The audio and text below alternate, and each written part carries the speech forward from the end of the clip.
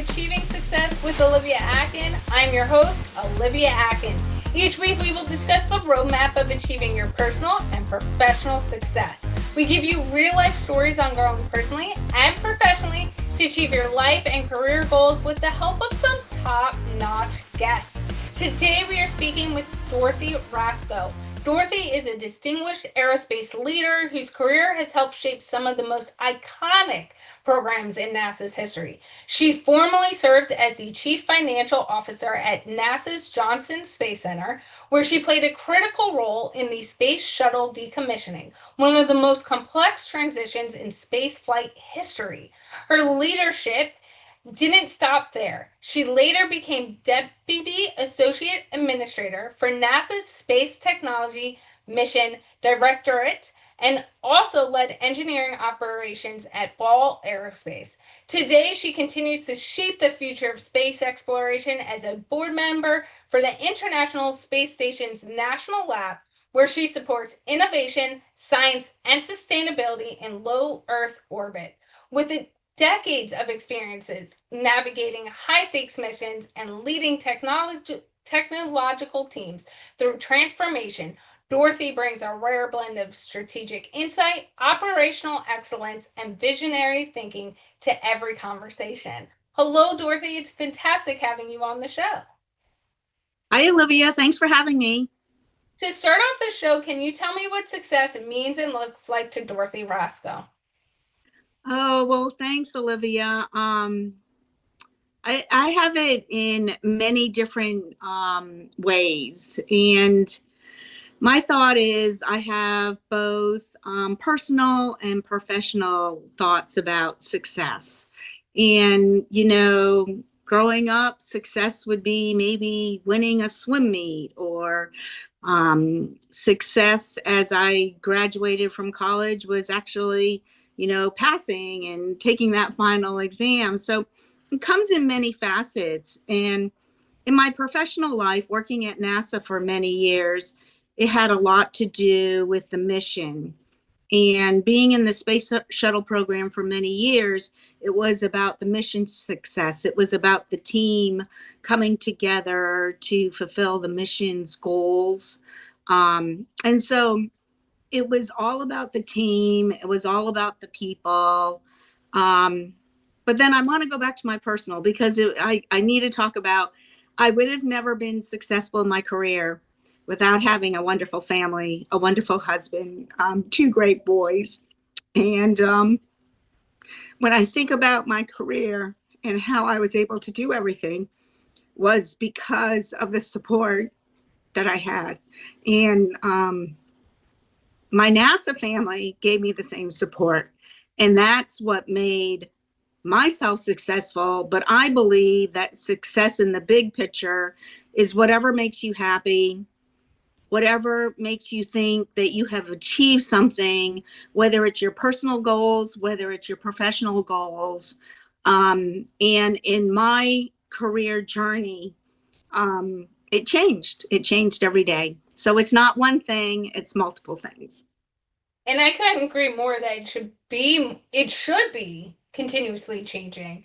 But I think that one thing you mentioned that a lot of times we overlook in seeing what success is the people who stand next to us and support us and lift us up in the times where you might be working late, right? You can shoulder some of that responsibility, or you can't show up for something, or, for example, your son might have something going on, and you might need to say to your team at work, like, hey, I can't be here for this, or this is the time I have, what can we do, and communicate thoroughly. Because even as I look, and you saying that made me think of like my journey a little bit, having the support and even now of my parents. When I was younger, when I was taking leaps that so many people were telling me, right, you can't get into sports that young. You won't get in with a professional sports team. And my parents were like, try it, reach for it. We got you, do it, right? When I went into corporate and then left to start my own business. And then even now, like as I've grown my business, even my boyfriend, who has to bear the weight of a lot of things being in the military is like, I got you, like, do this, I believe in you, whatever it takes, like, communicate to me and I'll support you. So I think, as you mentioned, having the ability of family and colleagues as well who can stand next to you and be like, we're all in this together and let's go through this journey together is also very rewarding and should be marked as successful because not everyone gets that. Right. So, I totally agree. It's the people that surround you and support you. mhm. And that being said, you were one of the few people tasked with retiring an icon, the space shuttle. And you had such a journey up into that point.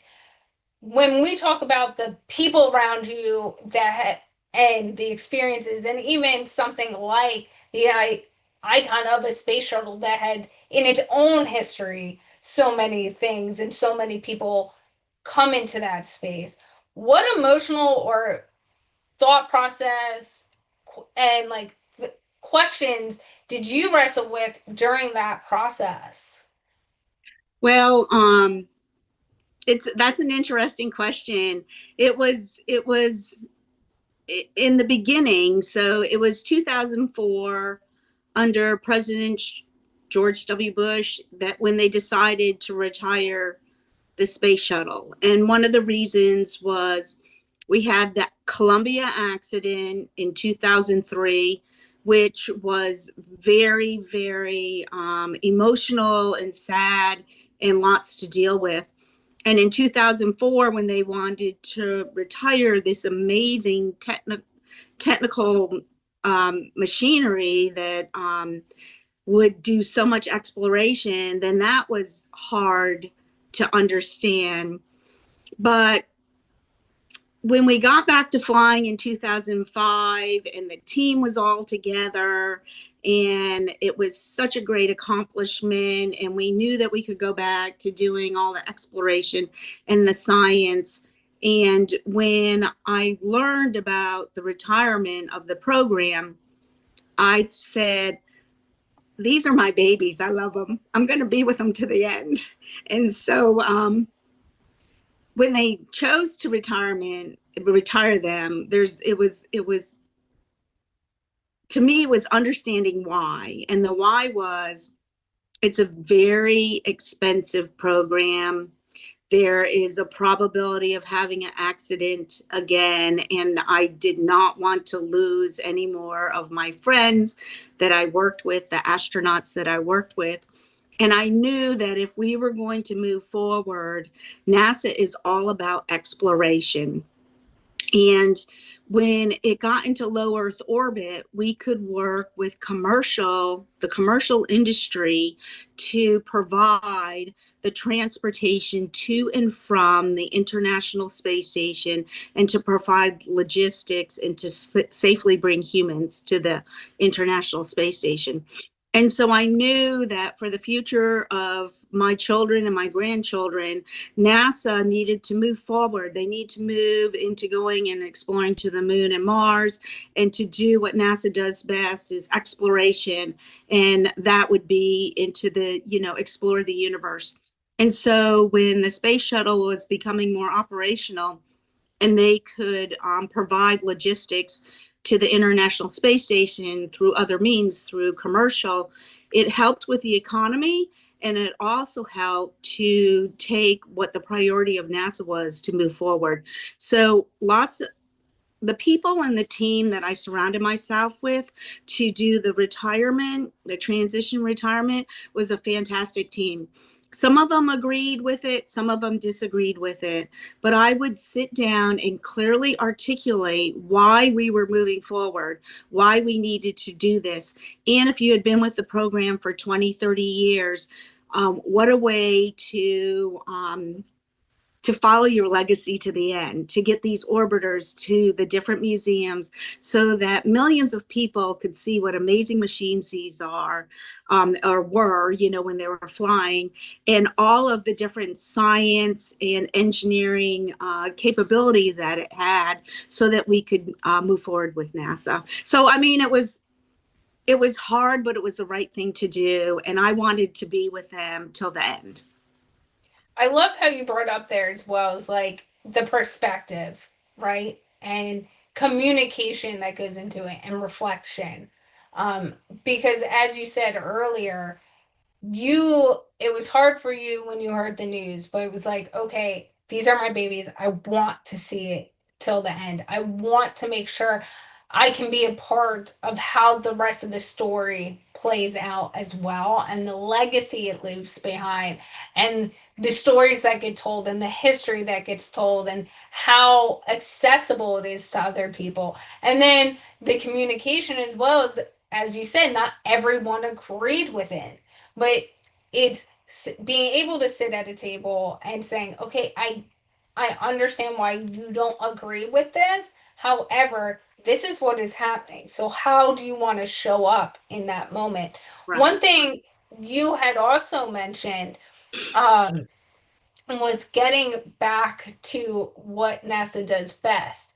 And for you being at NASA for a while, as you were seeing different growth and going into different avenues, were there times where you like, NASA's so good at the exploration, this is what we should be doing, as they tried to out, pivot's the right word, or expand what their capabilities were, where when you're seeing it kind of go back to their original goals, or what people picture of exploration in space, did it also make you feel a certain way of like there's a realignment again?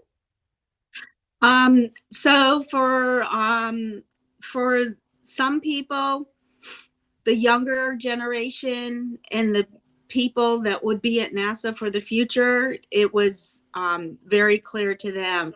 For the people that had been on the space shuttle program for 30 years, the legacy, it might have not been as clear. But I would always say, change is what is the norm for now. It's inevitable. You need to get on board with it, because if there's anything that is normal in our life now, is change. And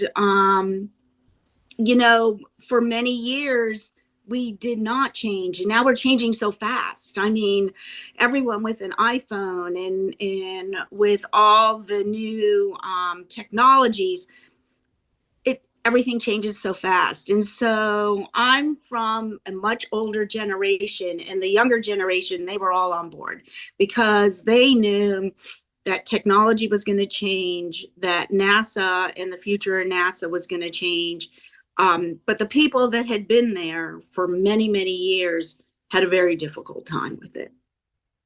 In your experience, what's harder, building a vision of something entirely new, or letting go of something that's defined a generation?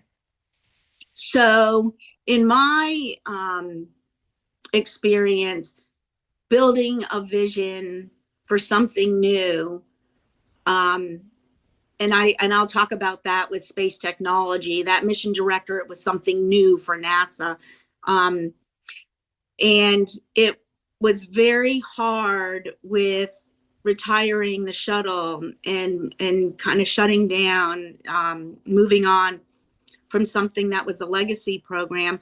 But that team is so mission focused that our mission, and I was very clear, concise in communicating that our mission was to take these vehicles, our babies that we were so proud of, to take them to the museum. And it was no easy task. It was a different mission than launching into low Earth orbit and doing science.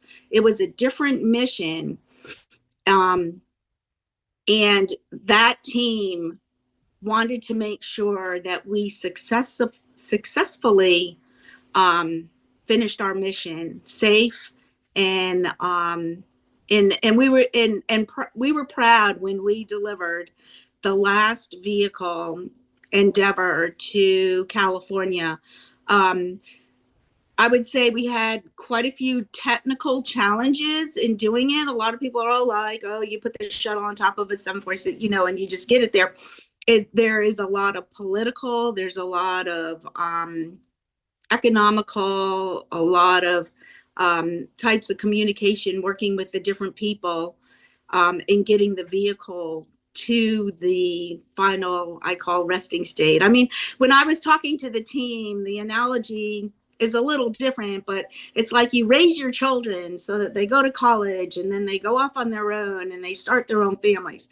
This was we've had a wonderful opportunity with this program. And now what we're going to do is we're going to go retire them. Everyone's going to get to see them, and we're going to move to the next thing within our life. It's a whole new phase of life.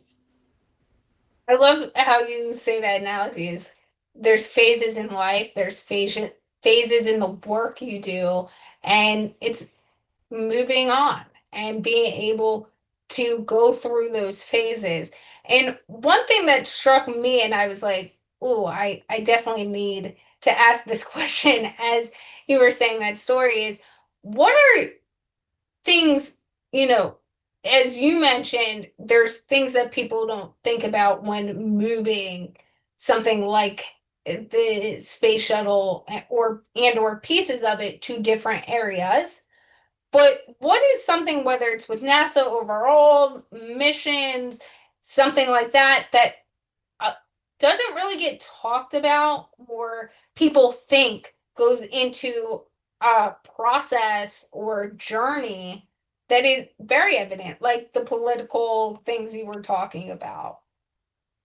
Yeah, so I love to tell stories, and I go to schools, and I love to tell stories. And so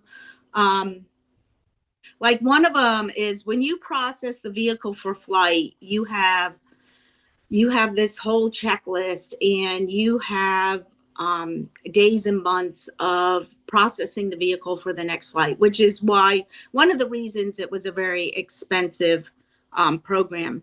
So when we were getting ready to bring Enterprise out of Washington, D.C., out of the Smithsonian, and we were taking it to New York City, and we have certain tests that we perform so that we have the proper airflow when it's on top of the larger plane.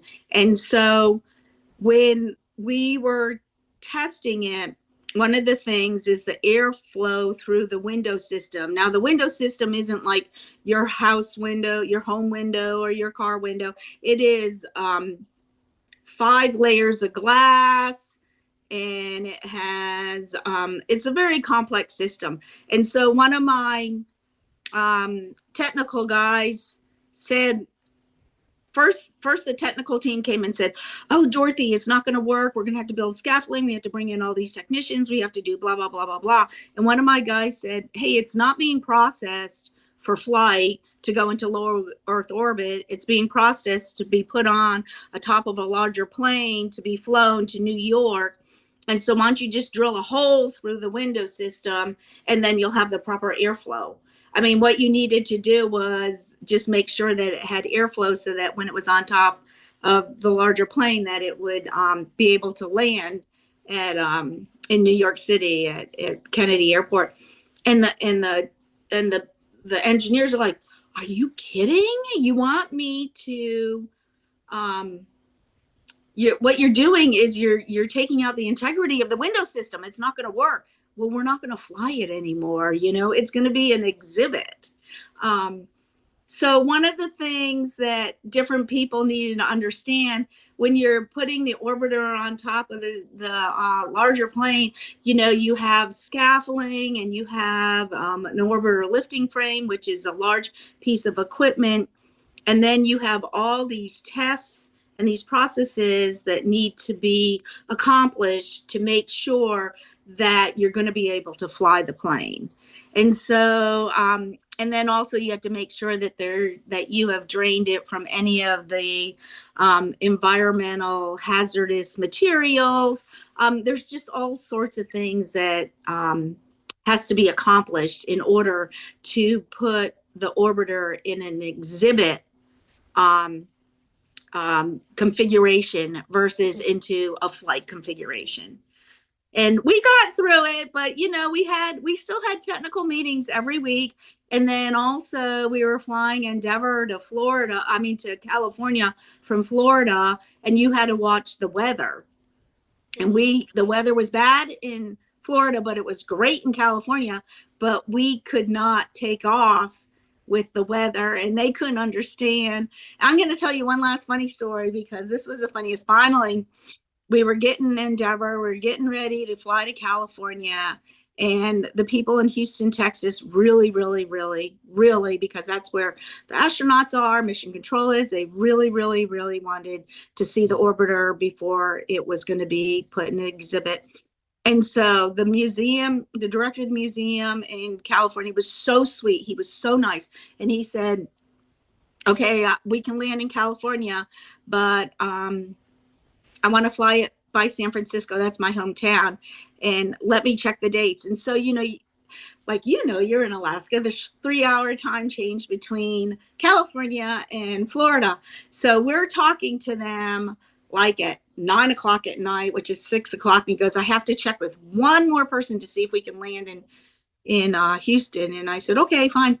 And I said, what is the big constraint? And he goes, well, we're using the same people that are doing the sound systems for the Emmy Awards on Sunday, and you guys are going to arrive in California on Friday, and we need to make sure that they can break down the sound system for when we have the hurrah hurrah of Endeavor arriving before, so that they can still set up for the Emmys on Sunday. And I'm like, well, I never thought of something like that, but those are just different things. Like when you're 3-hour time change, you want to add a stop, and what are the impacts to the final goal?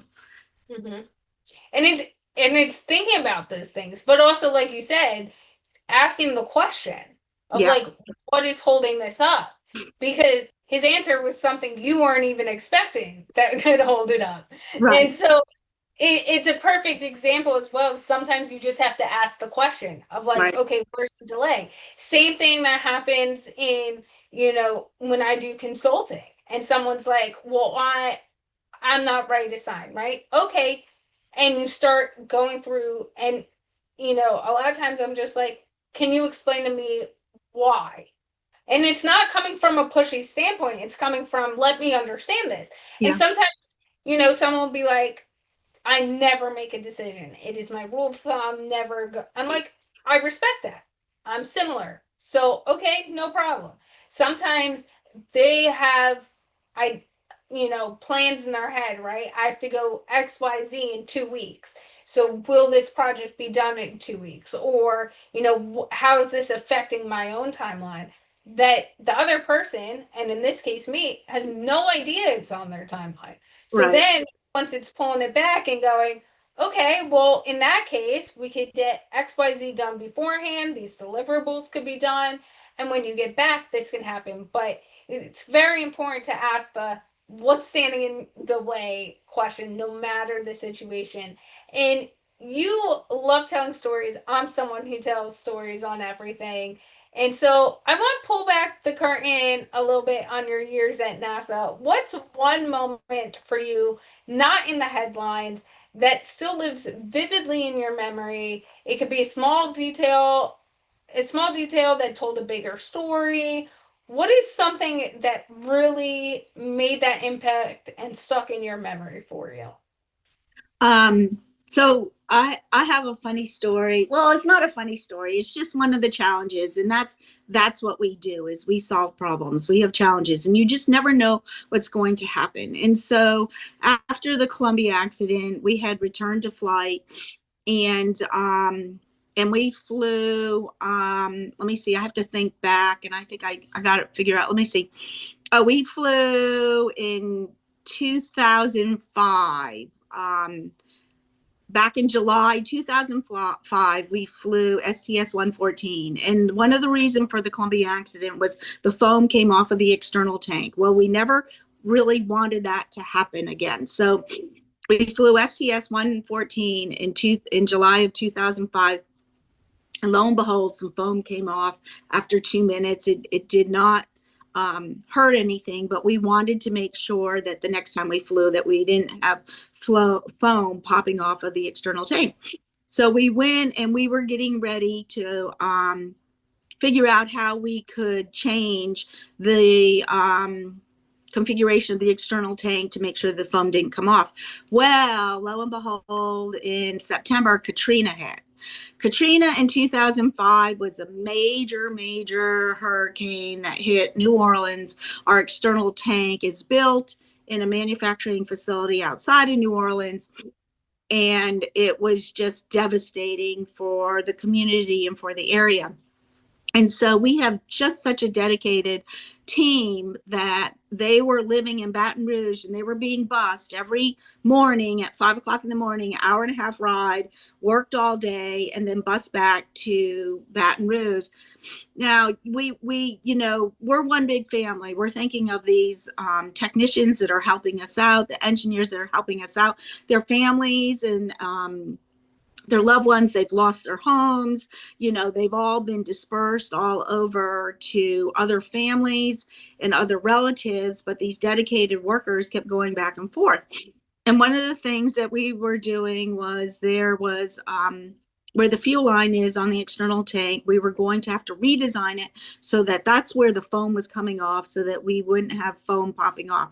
So anyway, long story short, I was the business manager for the shuttle program at the time, but I grew up on the technical side. And so I'm always aligning the schedule with the cost with the technical decisions. And so one of my really fantastic technical guy came to me and said, hey, we're looking at the schedules and the way it takes, how long it's going to take for the technician to learn how to apply the foam, to spray the foam.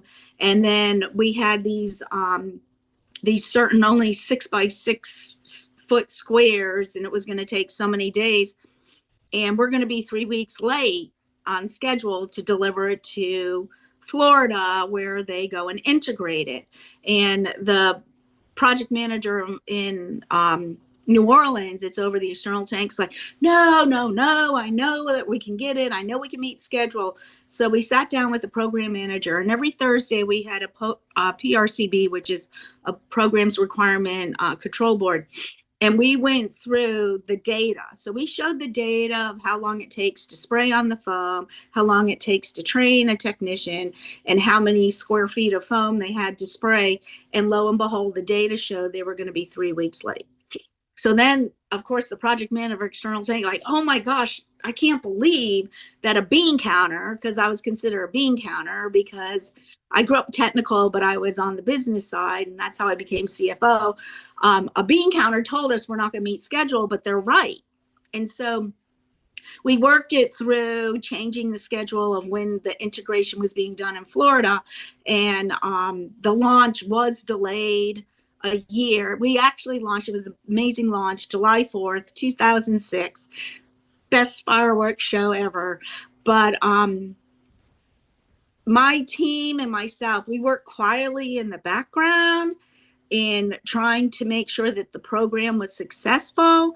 Not many people would really acknowledge us or listen to us because we had a role, and the role wasn't as technical as the other project managers, but the program manager was an amazing person, and he always listened to our thoughts, our recommendations, and so I just felt like that was a happy moment that my team got recognition from the program manager, and that we were able to successfully, as a team, to accomplish our mission. And that goes to, always respect the smallest person on your team, the person that, I've worked with a lot of PhDs that, like, well, maybe talk down to you or think that you don't have something that you can bring to the table. That's not true, because I'm on the business side. Everyone has something to bring to the table, and respect what they bring to the table. Well, that was a great story, and there's so many parts of it, I'm like, okay, we could dive more into this, and that was a great point, and that's a great point. But I also, ending on what you said, respecting everyone on the team. I grew up where my parents go, you speak to the janitor the same way you would speak to the owner. And I remember when I started working at the New York Football Giants, which is very family oriented organization. They look at everyone as like, once you're part of the front office, you'll always be a part of the front office. You show the same you show respect, right? People who are working within the organization. And I built friendships with a lot of people in the organization. Every morning from my very first day, I would see the same janitor. And every morning I'd have spend a few minutes talking to him. Um, and through my 8 years working there, he grew from when not a lot of people would talk to him because he's cleaning or he's walking through trying to solve problems to he, him individually ended up becoming a security individual later on. And so now he's part of security for the team, for, the training facility. And I remember as he started transitioning and more people wanted his time and he was looked at differently, he always made time to be like, well, Olivia, what do you think? Or, stop and have conversation with me. And he'd be like, a lot of individuals did not give me attention. I tried to engage, it's a quick hi, keep moving. And so when you never know someone's journey, you never know why someone's doing a job, you never know their background. And so giving them the respect that you would want back, or even and the respect you would give someone in a higher position, not only builds relationships, but it shows, okay, we got each other, because you never know how that might play out down the road, just human to human as well. And I think it's something, I've had conversations before and people leave, or something will come up and I'll be like, oh yeah, I did that. They're like, wait, what? And it's like, yeah, I need to talk about it. It was that thing going to make you treat me differently than you would have if you didn't know? And if the answer is yes, then we don't need to be having this conversation to begin with. Um, but one thing you had also mentioned in that story and a few other times is that you shifted from an engineering in the past to advising, and not just engineering in the past, but engineering the past to advising what the future looks like through the ISS National Lab. What do you believe humanity must get right in that next chapter of space exploration? Well, let me think about it. That's a great question. It's I feel like one of the things from my 30 years in changing jobs in so many times within NASA is I realize that as each administration changes, the goals and missions of NASA changes. And one of the things that I would have liked to have done, because I love learning, is I wish that I could have done like a research project on how do you make sure that prior year administrations can segue smoothly or transition smoothly into the next year's administration if the administrations change. And so, for example, I grew up in human space flight. I believed a lot of what a mission with humans on board, and that's Space Shuttle, and now it's International Space Station, really brings a lot of the technologies for exploration. But then I went to Washington, D.C., and I was in space technology, and I met with all the scientists, and I realized that science is so important. And of course, a lot of our missions on the shuttle was for the science, and so much of the science that's been done in the science mission directorate and the science that's done in low Earth orbit with human exploration is so important. When you have an administration that wants one or the other, and or they want robotics versus human or human versus robotics. I try to say it's both. It's not one or the other. It's not I or you. It's we. It's the combination of us together, um, solving the hardest problems of exploration in space. And it would be nice if in the future, and now, so Shuttle was all government, contractor operated, contractor provided the systems and the subsystem. Now we have the whole commercial industry. So you have the government side and you have the commercial side.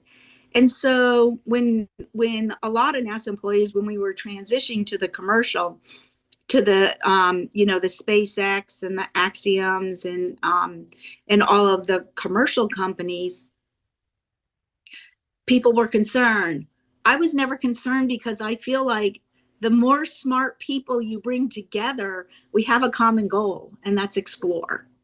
And and they have smart people, NASA has smart people, and together you can accomplish whatever exploration in space, the vision for exploration in space together. And you don't have to say, oh, just commercial's going to do it. Now, when they decided to do low Earth orbit with just commercial industry, it was a conscious decision on NASA so that they could go and explore. And so I would say for the future of space flight exploration, it's a combination of making sure that we understand we can't do it alone. We really need each other to do it. And it would be nice if we had the different administrations um, kind of agreeing. So you don't start, stop, start, stop. That is a waste of taxpayers' dollars. And going off that, as you have led systems where science and government and business and, different individuals and goals can collide, what mindset do you think it takes to keep it being mission focused when there's so many competing priorities are at the table? Yeah, so I think that it's funny. The aerospace industry is really little, and the people have a passion for the exploration. I think it's dedication to what your goals are, to what your mission is. I also believe that there's the dedication, the discipline, and the flexibility to be able to be agile and flexible to make changes. The other thing was when I was in space technology setting up a new mission directorate was I would go to the White House and they had a certain agenda, and then I'd go to the Hill and they'd have certain agendas. And it goes back to what you were saying. It goes back to the communication and finding the commonalities of what the systems are, the programs are, the exploration vision between the administration, the White House, and the Hill Congress, so that you could kind of be the liaison to bring them together and then focus on those commonalities and explaining to each other's side, making them realize you really all want to do the same thing. You want to explore. Now, how you want to do it may be different. Like when you go to the Hill, they want to make sure that there's jobs in there where they're getting congressional support. The White House, they're trying to make sure that you're improving the economy of the country. And but when you really sit down with both of them and you see that you have common goals, you talk about the common goals. You kind of avoid where they don't agree. You find the common goals. Does that make sense? It does, and I love it because so many times in life, right, it's about finding the common goals. I think it, and we forget that, as you said, kind of pulling the curtain back and listening to really hear not just the words coming out of someone's mouth, but what does that mean? What are what are they really looking for? Right. And that can tell and connect in a way that just by hearing words, even being able to pause for a second instead of jumping in and being like, this is why, right? Sometimes we all do it. We do it in arguments where, or things we disagree with, where we're so ready for the answer, we're not listening to what the other person is really saying. And if we really listen, then there's probably not even an argument there. It's just a meeting of minds. Yeah. I So, know. Dorothy, Yeah, go ahead. Sorry. no, you go, you go. I would say that it also, I've been in the aerospace industry for a long time. I would say when I was younger, I didn't listen as much. And as I got older and more mature, and I felt comfortable in my shoes. I would say I knew what I brought to the table, and I knew what I didn't bring to the table. I knew that there are way smarter people than me. I always wanted to learn, so I changed from a technical to a political position. And I had to listen to my legislative affairs. I had to listen to my contracting people, and learning that and listening is it became easier to me the older I got. And now I rather be in a room full of people and just listen. I'm good with that. I'm totally good with that.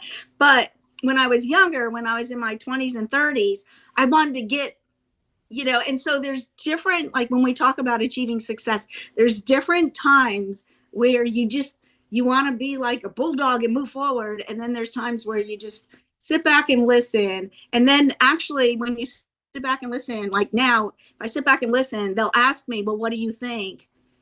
And then they want to hear. And I'm like, well, I just been listening to everybody's saying, and I'm learning so much that have you considered this? But when you're young, that's not your mode of operation, you know? It's so true. Like I'm thinking as you're saying that too. When I was young and breaking into professional sports, it's like, okay, make your voice heard, do what it takes, you know, jump in with ideas, do all this. And as I grew professionally, it's like you said, take the step back, listen to everyone, wait, because even as a young individual, someone will ask for your opinion. And Right. when you take the space to listen, like you said, you come up with different ideas, different solutions. And so it's not always the first to speak that is the most important. It's a lot of times the last to speak is the most important. And so we need to keep that in mind. But I think it is something that we need to push more with younger individuals is your way isn't always the right way, but and also don't feel that you have to be the first to jump in a room and speak, because you can learn a lot more, you can go a lot farther, and your value can increase when you're not that first to speak. Right. So, Dorothy, thank you so much for all of your insight today. This has been really enjoyable. All of your stories, all of your insight. I've really enjoyed this conversation. Well, thank you for your time. I had a great time. And I have a few of our key takeaways from today's conversation, even though honestly, I feel like listening to all of this was such a story of history, of change, of impact, that everything could be a key takeaway. So I really tried to scale it the opposite way. But a few of those include understanding the why, right? Dorothy brought this up continuously in different stories of like when they were retiring this space shuttle, what is the why are they doing it, looking at it from different lens of just like, yes, they're retiring the space shuttle, but it's also look at the impact it can make. Now it's accessible to way more people. Explaining that, communicating that, and understanding it then also allowed the team to collaborate together, be on the same page. So when you're not understanding something, when you're at a crossroad, ask that question, why? The other aspect that Dorothy brought up is what's standing in the way. What is getting in your way of not doing this, whether it's collaborating between government and science and business. What are those things that are being said, and what is really the hesitation, as well as, and I just kind of said this, of what is holding you back, whether that is in business, whether that's personal, whether that's jumping into that next role, whatever it is. I think we all need to self-reflect sometimes, is what is the thing holding the mission back, whether that is a professional mission, a team mission, a mission of a goal that you have for yourself. And then, and I know we brought this up continuously, but who are the people standing next to you and helping you achieve those goals? This was a great episode with our top-notch guest, Dorothy Rasco. Thank you for listening, and have a successful day.